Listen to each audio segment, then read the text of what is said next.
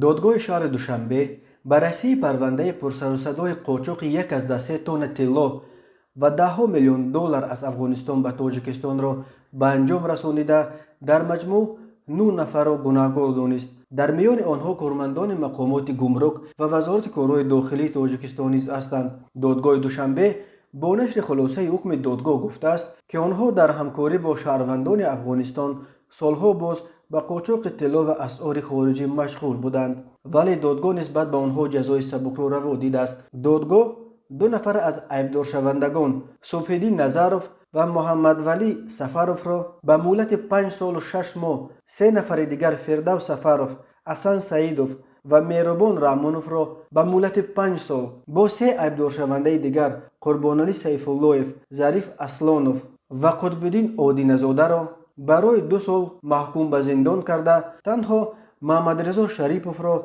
به 2 سال کارهای اصلاحی حکم نمود. دادگاه گفت محمد ولی سفروف و صبح‌الدین نظرов با شهروندان خارجی شخصیتشان به تفتیشات نامعلوم، محمد علی سفروف از جمله با نعیم رسولی و محمد ظریف جهت قاچاق طلا به دبی و ترکیه از طریق تاجیکستان مصلحت کرده. به این مقصد سفروف برادرش فردوس و دامادهایش مهربان رحمانوف و حسن سعیدوف را نیز جلب کرده است. اعضای این گروه جنایتی از شرکت‌های سوراب غیاث جوولری و عبدالنسیم قاریزاده جوولری، رهبرش عبدالنسیم قاریزاده، برای انتقال اسعار و طلا وکالتنامه گرفته. این بارا توسط نقطه گمرکی 5 پایان از افغانستان غیر قانونی وارد کردند و توسط فرودگاه دوشنبه به دبی و استانبول انتقال دادند. روز 14 نوامبر سال 2020 نظرов با همراهی سفروف در فرودگاه بین المللی دوشنبه دستگیر شدند.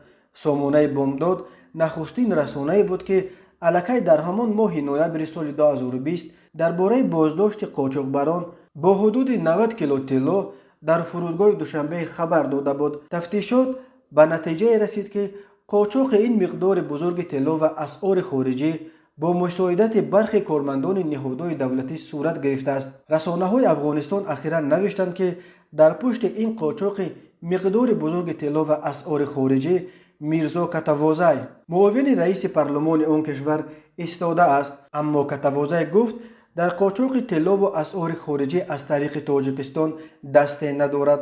ضمناً بعد بازگشت از دوشنبه میرزا کتوازی روز 8 مارس در یک رایدهی داخلی از مقام معاون رئیس پارلمان افغانستان کنار زده شد. معلوم نیست که آیا سبب برکناری او ماجرای قاچاق طلا و اسعار بود یا چیز دیگر.